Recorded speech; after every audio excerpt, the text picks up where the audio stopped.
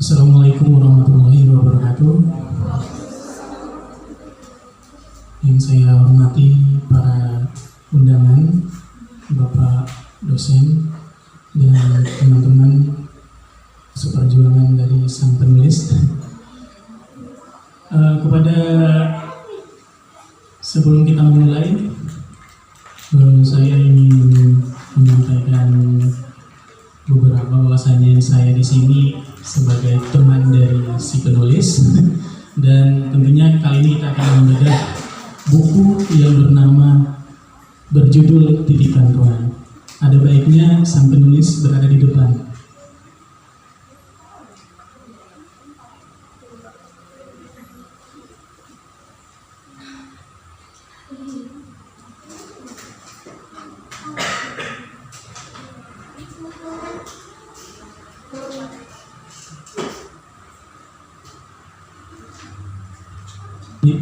Langsung saja kita mulai talkshow atau bedah buku kali ini. Kali ini langsung saja pertanyaan yang pertama yang ingin saya tanyakan kepada penulisnya secara langsung. Jadi dalam proses pembuatan penulisan buku Titipan Tuhan ini, tentu ada beragam cerita yang menarik yang bisa dibagikan. Jadi kepada penulis kita Aye, tolong dong berbagi cerita di balik penulisan novel ini. Terima kasih ya sebelumnya untuk rekan saya Pika Ramadan, dan Assalamualaikum warahmatullahi wabarakatuh. Terhormat untuk dosen saya yang sedia kiranya hadir pada acara yang berbahagia ini, dan Ustadz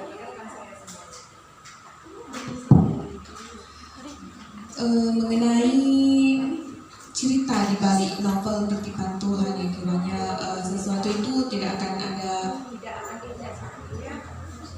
proses.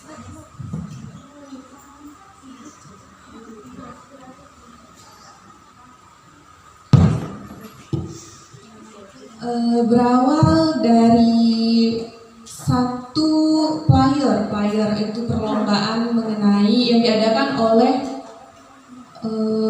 dari komunitas apa kemarin ya, saya lupa pula, komunitas dari Man Kisaran yang mengadakan perlombaan tepatnya di GOR yang dekat kampus saya di Darul Ulum. Itu perlombaan seni, ada teater, ada band, dan ada cipta dan baca puisi. Saya melihat player tersebut dari story teman saya, mungkin dosen saya kenal, namanya Rio. Nah itu dia saya lihat dari story WA, karena dia pemain band, dia ingin ikut serta. Saya tanya mengenai kelanjutan player, ternyata ada perlombaan yang melombakan cipta puisi. Kebetulan saya tidak tahu untuk baca puisi, tidak di bidangnya mungkin kali ya. Saya mencoba di cipta puisi, ternyata saya coba dan belajar mencari tahu juga sama penulis sebelumnya yang ada di Tanjung Balai, mungkin tidak ada kesempatan hadir kali ini, itu Bang Eja Budiodo. Saya mengajari bahwa puisi itu kayak mana, gini kayak mana, terus hingga akhirnya di hari H, tepat itu hari Sabtu, saya izin dari kampus, mungkin ada izin lah itu pokoknya ya kan, di kampus, dan mengikuti perlombaan cipta puisi dari berbagai kalangan, dari se-Kabupaten Asahan tingkatnya. Ada beberapa peserta dari tingkat sekolah dan mahasiswa yang tentunya.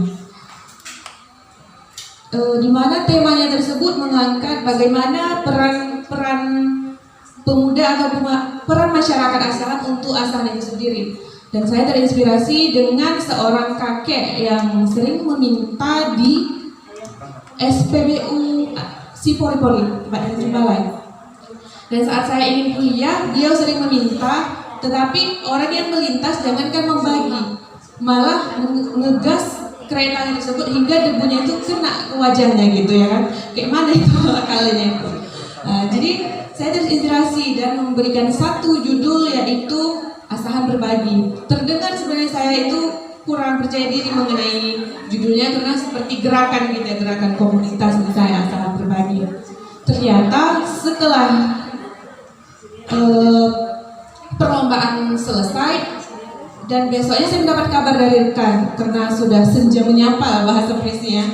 Saya pulang karena jauh kisaran Tanjung Balai lumayan lah ya kan, melewati air Joman itu gelap. Saya pulang. Pirasat sih kayak mungkin menang tapi nggak boleh lah berharap ya kan, takut dikecewakan. Tahu deh kalau berharap takut dikecewakan. Toh paginya dikasih ucapan ya, selamat ya kak mendapat juara. Dapat juara apa gitu kan? Saya cari terus Instagram dari komunitas teater Kisaran itu. Ternyata benar saya dapat alhamdulillah juara 3 cipta puisi. Dan beberapa seterusnya saya mendapatkan informasi lagi perlombaan karya ilmiah tingkat nasional yang diadakan oleh pihak PB Winsu mengenai ada tema pendidikan, ekonomi, sosial dan politik lah. Saya ambil kemarin mengenai pendidikan.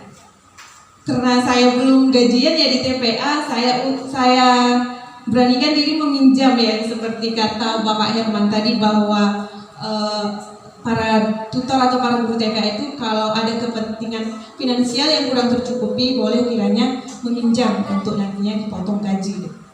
Saya meminjam uang sekitar 150.000 untuk pendaftaran. Saya koordinasi juga kemarin sama dosen saya, dosen Andre. Ternyata beliau juga mensupport saya dan menelaah isi dari karya ilmiah saya yang judul tulisannya itu, aduh saya lupa lagi. Terus kayaknya pelupa memang Inggris, kayaknya pelupa memang apa lupa saya. Pokoknya gitulah ya kan. Terus ternyata kata Bu Andre, mudah-mudahan terdapat logo karena di situ bukan nama tetapi logo kampus yang masuk 15 besar. Kemarin pertama 10 besar, ternyata dikasih panitia 15 besar. Sayangnya saya saat dibilang utusan mana di kampus Asahan, orang pada mentionnya apanya pikiran terus UNA gitu, UNA. Jadi seakan-akan Darul Ulum nggak kenal gitu ya, sedih juga sebenarnya. Di mana UNA? Enggak, Darul Ulum di mana itu? Kalau di mana berarti nggak tahu ya kan? Yang jelasnya saya bilang kalau cek Google Map terdaftar lah gitu, ketahuan mereka. Jadi pas 2 minggu selang dari perlombaan ternyata nama saya dan logo kampus saya tidak terdaftar. Sedih juga ya kan, udahlah kampus awak tak dikenal. Jadi saya lapor lah sama Buya Andre ya kan, Buya kayak mana nggak terdaftar kampus kita. Nggak apa-apa Sari, nanti dicoba lain kali ya. Dicoba kan. Dan sebelum ikut lomba karya ilmiah tersebut, saya juga di acara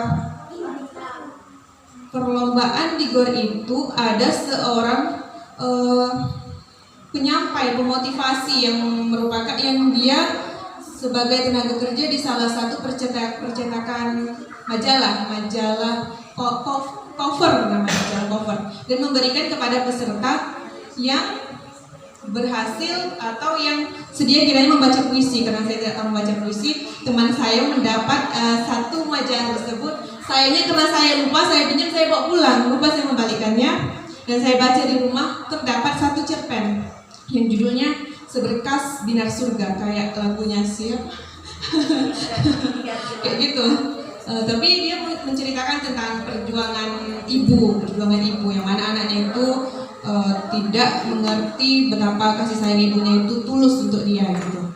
Jadi saya lihat di bawah ada namanya, Putri Kairani Kompak. Apa ini Kompak gitu kan? Terus saya berpikir apa itu Kompak? Ternyata Kompak itu adalah kesingkatan dari komunitas penulis anak kampus. Saya cari di Google ada, tapi situsnya atau pengetahuannya sedikit. Saya jemari ini dimainkan, ternyata dapat Kompak itu ada fanspage-nya. Yang mana pendirinya itu adalah dosen dari Universitas Prima Indonesia di Medan. Kebetulan kemarin saya undang, dia tidak bisa hadir. Dan saya mendaftar sebagai anggota, padahal saat itu bayar karena belajar online dari via WhatsApp sekitar 100.000. Tapi dikarenakan dia mengasih satu satu karya, atau gimana kalau kamu buat satu karya untuk memastikan kalau kamu layak untuk saya asuh, katanya. Saya buat satu karya yang berjudul Senja di Langit Asahan, itu cerpen. Ternyata masuk ya kan, lumayan ya kan 100.000 100.000 ya masukkan ke kantong lagi. Ternyata kan di situ saya dididik hingga akhirnya mendapatkan satu player lagi. Atas kekepoan saya searching di Facebook apa itu Lovers. Ternyata Lovers adalah satu penerbit yang berdomisili di Cirebon, Jawa Barat, yang mengadakan parade 1 bulan menulis, yang mana genrenya itu religi anak, romantis religi, apa satu lagi ya, apa lagi? Yang penting yang saya ingat religi anak dan romantis religi. Dari situ kiranya dibalik cerita novel. Oh, gitu. Nah, ini kita telisik lagi ke novelnya sendiri. Iya. Jadi judul novelnya adalah Titipan Tuhan. Nah, saya mau bertanya kembali, kenapa sih nama novel ini Titipan Tuhan? Nggak cari nama yang lain gitu? Berawal kan dari pihak panitia dari Lovers itu memberikan beberapa genre. Salah satunya pilihan pertama saya itu adalah romantis religi yang mengangkat kisah Nabi Yusuf yang digoda oleh perempuan Zulaikha. Atas rahmat Allah, atas pencerahan dari kepada Nabi Yusuf tersebut, akhirnya mereka ditemukan dengan jalan yang diridhoi Allah. Tetapi banyak para peserta menggunakan alur cerita tersebut sehingga para pembaca pasti tahu endingnya kayak mana. Saya pikir-pikir, saya terinspirasi dari salah satu anak, sepertinya hadir dia, sepertinya hadir kali ini dia. Anak yang ada di tempat saya beraktivitas, yaitu Taman Penitipan Anak Al-Kamil Tanjung Balai yang letaknya di Silang Ancang, Jalan Cendrawasih. Saya terinspirasi dan saya koordinasi juga sama rekan saya yang satu perjuangan. Kayak mana kak kalau saya ngambil judul ini? Bagus juga Sari, kita gini. Ternyata inilah judulnya, Titipan Tuhan, yang mana titipan Tuhan itu adalah dijaga, dan seorang anak itu adalah titipan Tuhan yang harus dijaga, yang mana penjagaan mereka sebelum ke ibunya atau ibunya saat bekerja dititipkan dan diamanahkan untuk kami. Kiranya seperti itu dengan judul Titipan Tuhan tersebut. Jadi berapa lama sih mengerjakan novel ini? Sesuai nama perlombaannya parade 1 bulan, yang mengerjakannya selama 1 bulan. 1 hari minimal 1000 kata. Kalau tidak menyetor di lewat pukul 12 malam, kita gugur. Dari 373 peserta hingga akhir 1 bulan hanya 70 orang yang bertahan. Dikarenakan ketentuan 1000 kata tersebut. Kan nggak mudah ya kan kita mencari, karena penulisan novel itu bukan terus ceritanya kayak episode apa, menangis gitu, setelah apa gitu kan, ini terus enggak, dia punya outline. Jadi sebelum saya berani menulis novel tersebut, saya ikut kelas online novel, tentunya gratis ya, karena kemarin nggak kerja, pandemi ini juga saya ambil yang gratis mengenai pengetahuan outline itu, di mana bab 1 sampai sekian itu pengenalan tokoh, bab sekian sampai sekian itu komplit, dan bab sekian sampai sekian ending gitu. Jadi saya selama 1 bulan itu saya mengerjakannya ya pas itu puasa, siap sahur saya nulis. Kadang mama saya ya marah, nampaknya lampu kamar hidup, padahal kadang anaknya hidup juga matanya. Gitu lagi. Jadi novel ini kan bergenre religi anak. Iya. Jadi novel ini ditujukan untuk kalangan siapa aja? Iya, kalau sesuai sama cover di belakangnya. Terus ini ya, sinopsis dari novel ini tolong dijelaskan. Tolong ya, minta tolong ya. Oke, mengenai religi anak ya kan, sesuai dengan itu ketentuan dari panitianya, saya ambil religi anak. Kenapa religi anak? Karena ya di tempat penitipan saya itu bukan hanya sekedar menitipkan anak, tetapi ada nilai edukasi yang tidak lepas dari nilai keislaman yang harus diterapkan kepada mereka. Yang mana saya mendapatkan buku mengenai 20 kesalahan dalam mendidik anak yang menjadikan ini referensi yang terdapat pada novel yang saya buat. Mungkin ini nggak ada dijualnya karena ini saya ambil, kan saya ambil ya Pak, saya pinjam. Permisi Pak Herman. Saya pinjam dari Pak Herman karena kami selaku pengasuh tidak asal mengasuh di sana, di mana dibimbing untuk membaca buku-buku mengenai anak, memberikan edukasi yang sesuai dengan nilai-nilai Islami. Jadi saya terpikir kemarin juga saya sempat diberi tugas oleh dosen saya, dosen Buya Abu Salim yang nggak datang hari ini, mengenai anak itu apakah benar anak di usia 5 itu, usia 5 tahun itu tidak, otaknya belum mampu bekerja secara maksimal. Dibuktikan berbagai literasi saya ambil, ada buku lagi karya siapa ya saya lupa lagi, pokoknya mengenai pendidikan anak. Dari situ saya berpikir, gimana kalau saya pinjam bukunya Pak Herman, saya terapkan nilai-nilai keislamannya itu dalam sebuah alur cerita, yang mana alur ceritanya itu ada pesan moral dan pesan Islam yang terdapat juga di dalam buku ini. Gitu. Mengenai sinopsis ya. Selanjutnya. Iya, mengenai sinopsis, mungkin ini sebuah kisah tentang dua orang anak yang mana mereka ini adalah, kalau bahasa Tanjungbalnya apa ya, adik abang yang cuma beda 2 tahun, yang mana orang tua itu adalah orang yang berkecukupan.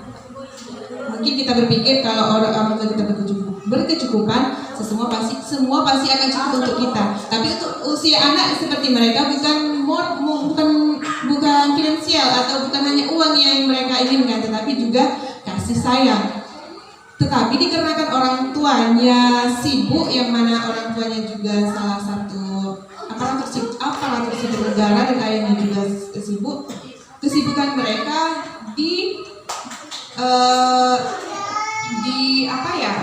diminimalisir untuk dengan cara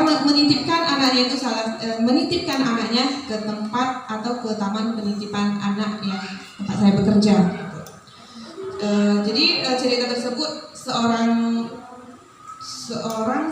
sepasang suami istri yang menitipkan anak yang 2 orang itu, yang bernama Randy dan Manda. Randy itu adalah anak pertama dan Manda itu adalah adiknya yang cuma beda sekitar 2 tahun.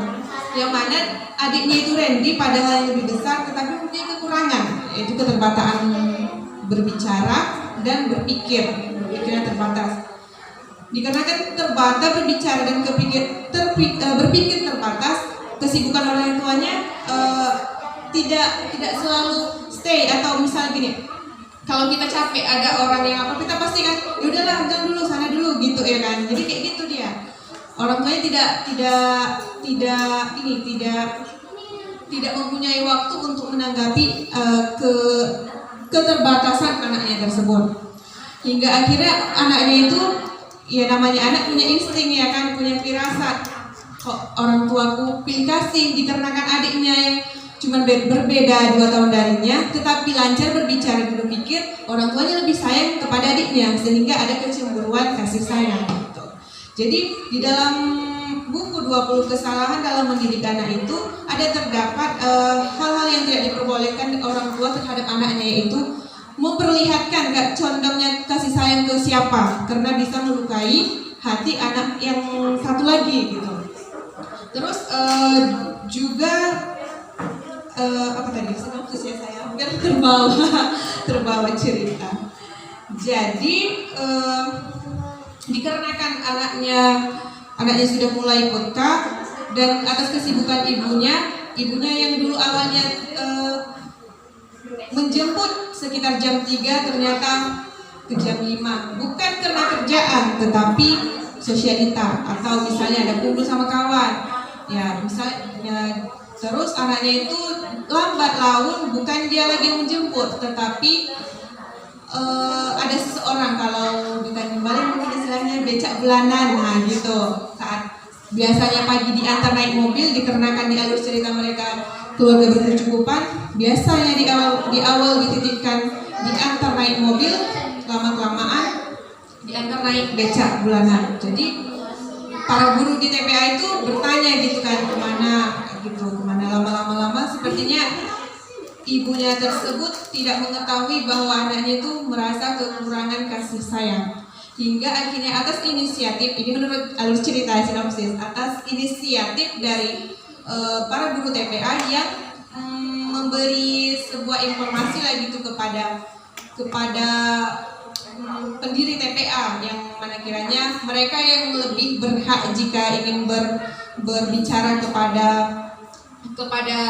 orang tua trendy tersebut, hingga akhirnya pemilik TPA lah yang memberikan sesuatu mengenai anak tersebut, seandainya begini dan akhirnya ibunya paham, dan atas arahan dari pemilik TPA perlahan ibunya lebih memperhatikan anaknya, hingga yang dulunya dia tidak pernah mengajarkan nilai keislaman di rumah di Karakasih Bu ya, atau guru sekolah, dia menerapkannya di rumah, dan akhirnya anak yang tadinya terbatas dan pikirannya itu, pola pikirnya itu terbatas, tumbuh menjadi anak yang normal biasanya. Seperti itu kiranya sinopsisnya. Oke, terima kasih Mbak Aimai ya. Penasaran juga ini, kenapa sih namanya Aimai? Aduh, ditanyakan juga ya. Kemarin perasaan di radio udah ditanya. Ya barangkali tahu ya kan gitu. Atau sejenis inisial saja. Mengenai nama ya, Aimai. Sebenarnya Aimai itu bersatu ya, bukan terpisah. Karena cukup aku dan dia jadi terpisah. Maaf ya. Jadi Aimai itu sebenarnya bukan kucing. Itu kalau di dalam literasi atau seni itu adalah seni, bukan kucing. Jadi Aimai itu sebenarnya bersatu, bukan berpisah. Yang mana Maye gitu. Kalau di radio pada sebajunya Aye gitu. Aye itu ya sebutan saya kalau di kampus manggil Ai gitu. Ai. Jadi Sari Ramayani. Jadi sebenarnya Maye itu dulu inisiatifnya huruf A, Y, M, Y. Jadi susah bacanya. M, Y itu apa? Mungkin saya ini terbawa dengan novel Terelie yang berjudul Rindu, dan suka merindu dan suka mengolah-olah kata dengan dasar kata rindu. Jadi saya inisiatifkan AY gitu, tapi jangan tertawa ya. M-nya itu miss you. Jadi sebenarnya Ayu itu I miss you sebenarnya. Rindu sama siapa?